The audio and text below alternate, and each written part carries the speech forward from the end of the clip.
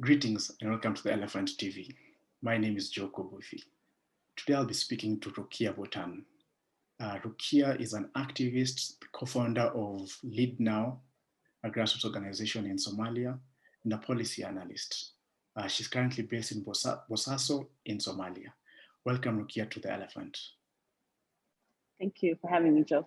Appreciate it. Thank you so much. So Ruqia, just to start off this conversation, as the world knows right now, Somalia has postponed its elections to sometime in October. But even the process of just postponing the elections, we saw there was violence in the streets of Mogadishu when the triggered the unrest. And there's a lot of political happenings, even as right now there's campaigning to the elections. But in your view, I mean, how did Somalia, particularly the political class and the political establishment, get to this moment, and why is it they have been unable to really deal with this impasse that it leads to a kind of unrest? And now we're hoping to October. It's a wait and see game. We don't know what will happen post that, and the government, what happens post October 10th. But how would you describe the history that Somalia has come to this moment? As you know, Somalia in general had a unique election process to begin with. Right. And that usually, because it was an indirect election and it was powered by traditional elders who indirectly select the lower house, and the regional states who elect an upper house, and combine the houses, then elect the president, who then appoints a prime minister, and then who appoints a cabinet, right? Right. And so this was the setup that has happened and has been successful in trying to bring the country back together after years of civil war. Right. And so we had successful, indirect election process that happened. And how do you measure that success is that the election is accepted by all oppositions and political elites, and who say, all right, this person has won and we agree. And that creates this political leverage. This cycle was unique because President Farmajo, who was elected in 2017 with a landslide, and him and his cabinet has promised numerous times in the previous 3 years that they will move away from this indirect election towards one person, one vote. Now, that's a very bold claim, specifically because the South Central Somalia rural areas, majority are either fully controlled by, at that time, Al-Shabaab, or there were guerrilla warfares where they would go into these towns and retrieve and come back. So the government did not have control over the vast majority of the country. To then make this bold promise consistently for 3 years in his administration that they will move away from this indirect election to one person, one vote, created this, to many, it created a hope, because we do want to move away from this. We do want to empower people to go and vote and have a say in the political system. Yet most thinking person would realize that this was a very impossible deadline to achieve. It would have been better if the current administration said, we will open the process towards reaching that. It may not be this term, but we want to build these institutions that allows it, well, our security forces gain more grounds, where we fight against Al-Shabaab and other extremists, including ISIS. That would have been a more realistic, achievable goal. However, this part created a confusion when it was realized that the country cannot go towards one person, one vote. Then it meant that we had to revert back to the systems. And that's when the September 17 agreement occurred, after numerous discussions with the federal member states, as well as other stakeholders, including the international community, as you know, has been always giving the oxygen mask in Somalia's political formation post conflict. And so when the September 17 there was an agreement that there was going to be indirect election, the delegation would be 101 delegates would vote for each member of parliament. Right. And through that, the process would be the same as that unique system. But then right away, two member states said that this process was rigged by the current administration, including stacking more of its allies in the election boards. And so they kind of stepped away from it. And then the president made some other bold moves, including requesting an extension, 2 years extension, which then followed by the conflict and the sporadic violence in Mogadishu. And then the international community, along with other entities, demanded that the president and the member of the leaders of the regional authorities sit back on the table and agree on the September 17 agreement and move the country towards an indirect election. And the extension was rejected by the Security Council, by the United States, by other big powers. And obviously it was rejected by the locals. And so why has this happened? Why has this political impasse, as you have asked, occurred when this system has already been done a couple of terms now, from Abdullah Yusuf to Sheikh Sharif to Hassan Sheikh Mohamud, and then from Majo? What happened? What went wrong? I think in a way it was always going to be this way, because it was a failure of visionary and stable leadership vision for the country. Right. This administration was rigged by a lot of rhetoric, the nationalism rhetoric, which is desired in any country. However, it has to be backed up by what can be done on the ground, and it was a lot of promises and very little deliverance. It also gave opportunities to other failed politicians who had no venue before. Now that the current administration have sort of missed a step and created this chaos, it allowed to create other heroes from other failed corrupt politicians who are now gaining stage because of the mishaps of this administration. Right. When you've mentioned, with the ground, and that policies and initiatives must really take foot on the ground.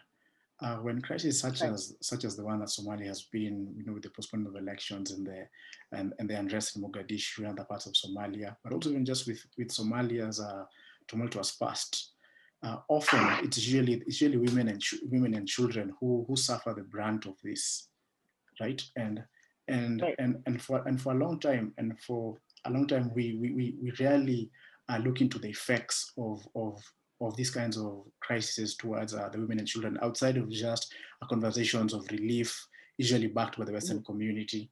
But in your view, Somalia has been ranked as one of the countries that has been, in terms of gender inequality, one of the countries in the world that is, the gender gap is extremely high. But how does this look like on a day-to-day basis in Somalia, within the political establishment, within society, within the culture, also within the economy and the market? How does it look like? It is interesting that, like you said, that when conflict occurs, the brunt of it hits women and children, and especially women and girls. Right. And women and girls do make up about 50% of Somali society. However, Somalia's conflict is driven by, obviously, poverty, inter-clan conflicts, and it's deeply rooted in a society that's clan-based and pastoral. That's something that's obviously driven into the mainstream Somali political dialogue. Right. And so women's everyday interactions with this system and equality looks like it has many faces. Right. The first thing it has is that women and girls tend to have less access to justice. And this is a huge aspect of it. Many times when crimes are committed, or when a woman is seeking her economic and political aspirations, there are roadblocks, and that and it creates a lot of fear. And that has consequences in the overall morale and the ability for women and girls to seek advancements in many areas in their lives. The other issue is how it looks like is that you have positions that are critical for women and girls who are done without them seeking voice. policies that are pushed, development projects that are made on behalf of sometimes women that women have zero contribution or voice. And sometimes it actually is harmful. Those policies not only are not helpful, but at times harmful. Right. And that's what it looks like. It looks like when you are not seen in the community as an equal person, when you don't have the same rights as your counterparts, and when you don't have a table, a voice in the table of decision making, it means that not only are you not visible, it also means that you're harmed by many of these practices. As I told you earlier, my shock when I was doing research and reading on Somalia is that the last couple of years has been great, tremendous work that has been done, organizing, Right. and there's been a lot of both internally and externally around involving more women into the political processes, justice, economic equity. But from an outsider, asking an insider, how has the organizing been like? What are some of the things you've been in? I know you've been involved in with your organization, Lead Now. What are some of the things that you've and organized that has taken place? But importantly, what are some of also the achievements that Somalia has made as regards really making some of these great milestones? Right. Yes. So, sometimes it's really easy to be caught up with all the things that are not working, to not see the progress that's being made on the ground. But progress, like you've mentioned, has been happening, sometimes to our frustration, a little slower than we like. But one of the things that's quite an interesting thing is that there is this, maybe we'll have more discussion about that in later questioning, but the idea that Somali woman needs to be saved, that discussion. When I joined a group of incredibly strong women across Somalia, across all regions of Somalia, and we said we have to do something. We have to do something to not only help these sporadic entities, because there are women organizations. I've always been there for many years. There are women who have been doing the grunt work for many years. They're not seen, they're not visible, but they're doing the work. And we said, how do we create a platform that not a new entity, but a platform that kind of gets all these different important work and provides a platform so that we all know of each other and we can support each other more. The Lead Now movement started from that. It wasn't something that was started from scratch. It was just a continuation of the work that's already been done on the ground by women. One of the most interesting things for me is when we first organized our first many conferences and meetings and activities on the ground, we were surprised of the amount of work that women have been doing individually in their communities to better the woman agenda. Right? Many of them may not even have the fancy international languages of gender equality or sustainability, all those things, right? But the work they're doing is more critical because it touches the lives of people. The other thing we realize is that Somali women are learning that the concept of praising and asking and explaining to their counterparts that we women deserve a seat, we women deserve an opportunity, we women deserve better education, better healthcare. It's never gonna work.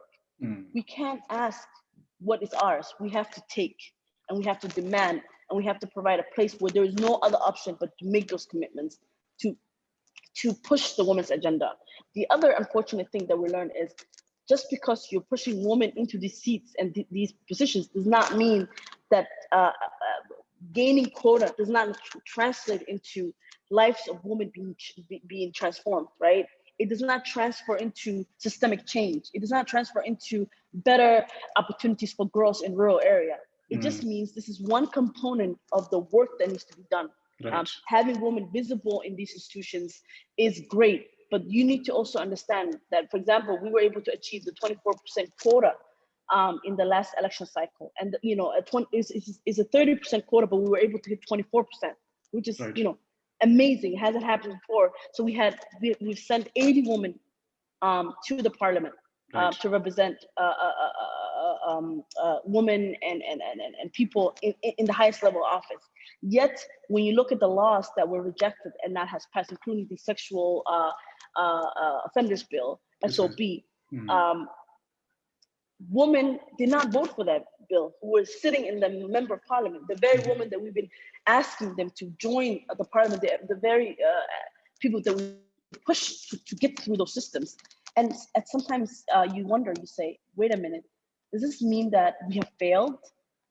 No, it doesn't mean that. It means that the system that kept the women out is still very active when they're in. Even if a member of parliament is in there, the very barriers that was already created systemically, it will also prevent barriers for these women to achieve and to excel and to gain the confidence to really exercise the power in that position. Right. And so that means that we have to do more work. It didn't mean that we have to, some of the questions that we receive is, well, women, now you have about 80 member of parliament in the federal government, yet they were not able to deliver. Right. And it's hard, it's demoralizing if you think about it. But then you have to kind of look at the context. What does that mean in Somalia? What does a woman MP really, how much power does she really have? How much power does she have to challenge traditional elders, religious groups, and these elites, Right. And so we have to build our movement, we have to build our activism based on that. And not just say, oh, we gained the quota, that's great, fantastic, we're gonna go home. No, the work's just starting. And so to go back to that question is, in every corner in Somalia, there hasn't been a rural city or a rural town or city that I have visited or worked in where I haven't seen a woman who's taken the forefront of the fight for equality and justice. It doesn't have to sound Western. It doesn't have to sound fancy, but she's doing the work. When a woman who's a farmer pays 10 gross school fee because the dads they said we're gonna send our boys to school because we can't afford the school fee for both boys and girls. And a woman who herself have never been educated decided in her town that she's going to pay for 10 girls education whose parents can't afford. That to me is much more fundamental in helping along the movement of woman equality than any person sitting in a conference somewhere in New York or Nairobi. Right. And so work is happening on the ground. We just don't recognize it as fundamental work because if we don't sound like what the international, so for us, we were very, very pleased to know that to get to know these women across the country and to kind of pick that up and put that on the national stage and say, look what's happening, what the women are doing, look how much we have achieved, and now what can we do? What can we do to move the agenda along? Yeah. Okay. Ruqia, you're talking about even not sounding like, the international New York and that kind of language. But one of the criticisms that has been in mainstream gender studies, in particular feminism, writers from the global South and non-Western scholars and thinkers around issues on gender, is the universalization of the archetypal Western feminist as the archetype and as the benchmark for all feminism. Right. And one of the criticisms has always been this is without it doesn't take into consideration context, history, material conditions that women in other parts of the world are facing, and how they're interrogating their own realities. So my question would be, even as you're talking, as you're rightly saying, people are saying that in Somalia now, the fact that women have gotten many quotas within the political processes, there are all these police legislations being enacted.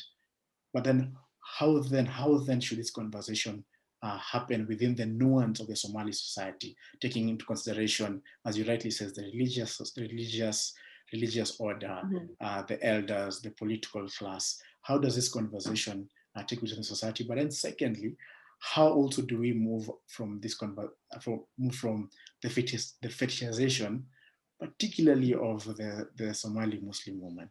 And this inhibits the Western imagination. How do we move this? How do we move this very complex terrain to now give agency to the Somali woman, politically, economically, socially, within the society, to move the society ahead and not to disrupt or to whatever you may be, but really as a space for progress? How do we move through this, Ruqia? These are important questions, and I think I could discuss my understanding of it, but I think this is discussion that needs to be done more frequently. And I may not have the right answer or the answer for these really critical questions. However, I would say that one of the things, if I move a little bit away from women and just go on like just in general, the development work that's pushed by the international community's agenda, we have always been unsuccessful when it becomes a copy paste. Right. A few years back, there was something called the New Deal for Somalia, and you can imagine where the New Deal comes from after the FDR. European, Yes. So imagine there's this New Deal thing that's supposed to robust Somalia's economic infrastructure. They created this architecture. They were very fancy terms. We had working groups, and those working groups included member states as well as the federal people, experts, technocrats, and also obviously international communities from the different embassies, Italy, Britain, US, and so on.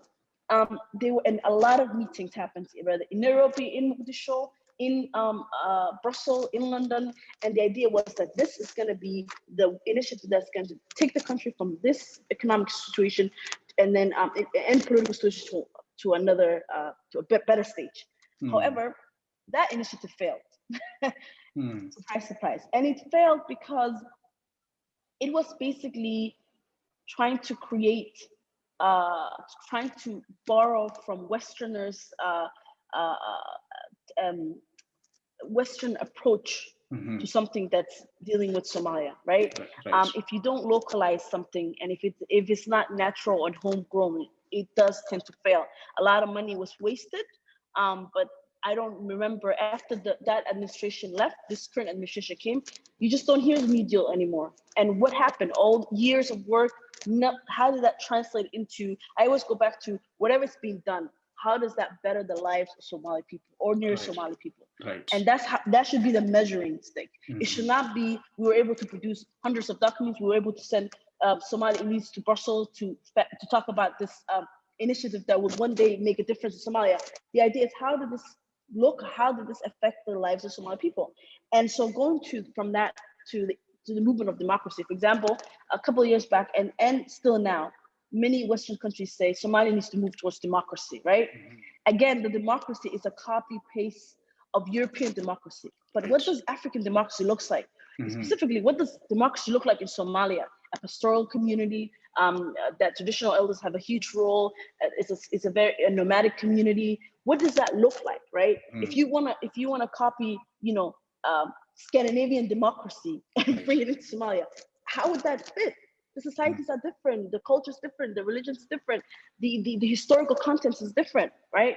And so if we go down to women, it's similar. Obviously, the Western feminism has been discussed in many parts. Even if you look at the United States, most African American and Black women move away from the title of feminism because they cannot relate to feminism. For them, feminism is a white middle class, upper class woman, and it has nothing to do with class struggle, race issues, and all these critical things that affects a Black woman in America.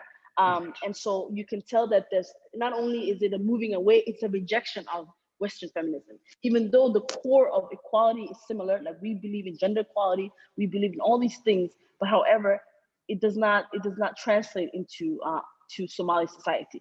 One of the things I remember when I was working, and I consider myself a very empowered woman. I was lucky enough to have, not by sheer work, but by sheer luck, I was able to have access to many things that maybe many Somali women in Somalia at the time did not. And so as an empowered woman trying to do the empowered work, I was in a meeting with a group of well-meaning women, Western women who wanted to address the issue of Somalia and gender equality. As we have these great discussions, the conversation tunneled down to my hijab. It was, it must be hard. It must be so hard, to be forced into wearing these clothes. Wouldn't it be great if women could just wear, bikini and things like that, And I realized in that split of second that despite us, reading the same text and trying to do the same work, our worldview and our priorities is so different. right? Right. Because for me, I consider myself very empowered, and these tires that I wear is my religious identity. It has nothing to do with me as an empowered Black woman in Somalia. And so imagine those very women when they have policy access and they are able to drive huge development projects in Somalia. The same mentality you bring into projects in the World Bank or the United Nations, where your whole view of Somali women's equality is these point of views that is not comparable or that's not complementary to Somali women's needs or wants. And so it's definitely, we see that in development, we see that in economic, we see that in political, and we of course see that in gender work as well. And it's something that we as Africans need to actually drive that agenda. I see well-meaning Africans who sit in many of these important meetings who shy away from challenging that status quo and saying, hold on, this is not relevant here. Let's work on these things, you know, and to empower ourselves to drive the agenda of development in our country, and to ensure that well-meaning Western people want to do. We need to help. Be clear what does it mean for us and what are our needs, and that Somali women should drive their agenda and should have authority over ways that they see equality in Somalia. Okay, so then, I mean, what then should be the terms of the debate? Because you're right. I mean, we should drive the agenda, but what should be the terms of the debate around, I mean, development work, gender issues? What should be the terms of debate, particularly now in a world that is, we're questioning very many things, from the nation state, the development models, the rise of China? What should be the terms of the debate that the Somali citizen, not just women, Somali citizen, needs to start thinking about, in terms of, as we are now engaging with talking about issues that affect our existence? This should be not, of course, not an exhaustive list, but in your view, what do you think should be some center terms of reference around this debate? I mean, that's a really critical question. And I think, you know, it also, obviously Somalia itself is not a homogeneous society. And obviously it depends on who you talk to, and it depends on what's the mind frame of that. For me, as I am in the mind frame of activism, and right now, two things I'm involved in this election is, you know, moving towards democracy that is, you know, homegrown democracy, meaning empowering Somalis to have a say in who gets to represent them. Because if they have a say, they have power over what happens, or at least if the person does not represent them, they can then reject them, and the person does not feel entitled to sit in these seats and abstract resources and conducting corruptions and not look back at the communities they're supposed to represent, right? So a homegrown democratic system. And the other thing I look at is gender equality. Those are the two things. Those are the two headspace that I'm in. And I think in terms of framing the national, the framing that debate, I think we have to always say, you know, homegrown solution is the key solution to all problems. And for example, in Somali community right now, even within the Somali peninsula, we have different regional states. And each regional state is unique. Some communities are a farmers community. Some they live near rivers. Some are camel herders. They live in more semi-dry area. Some are city dwellers. They live in the cities. You know, so even within Somali context, it's very diversified. So whatever solution you have for Somalia, let's bring this to Somalia first. Then after that, let's go from bottom up. So the nomadic communities in Somalia should come with their own, we should help navigate their own solutions. The farmers community should navigate their own solutions, right? Even in Somalia, we should stay away from the centralized, because that's why we failed. That's why we had a dictator overthrown, the centralized solution that one glove fits all. I think it's the beginning of what you call a systematic failure, because when communities feel represented in the grand scheme of a nation, then the nation serves the community. But if the nation speaks for its community, then it becomes a problem. And I think Somalia, if they're very headstrong, pastoral and farmer communities, and they believe that each community believe that they represent their own interests and they understand their own needs. And I think that's the challenge right now we face from the federal government. The rhetoric that somehow a guy sitting in Villa Somalia can have the solutions to Somalia without leaving Villa Somalia. Yes. And that's impossible. Yeah. That's impossible. Ruqia Mohammed, on that very, very good note, I'd like to end this conversation here. So thank you so much for giving your time here at the Elephant TV. And thank you so much for just participating and just sharing your thoughts here at the Elephant. Thank you. Thank you so much, Joe. Thank you so much. And for our viewers, thank you for watching this. Please be sure to subscribe to our YouTube channel, follow us on Twitter and Facebook, and please catch this and more conversations on the Elephant TV. Thank you so much.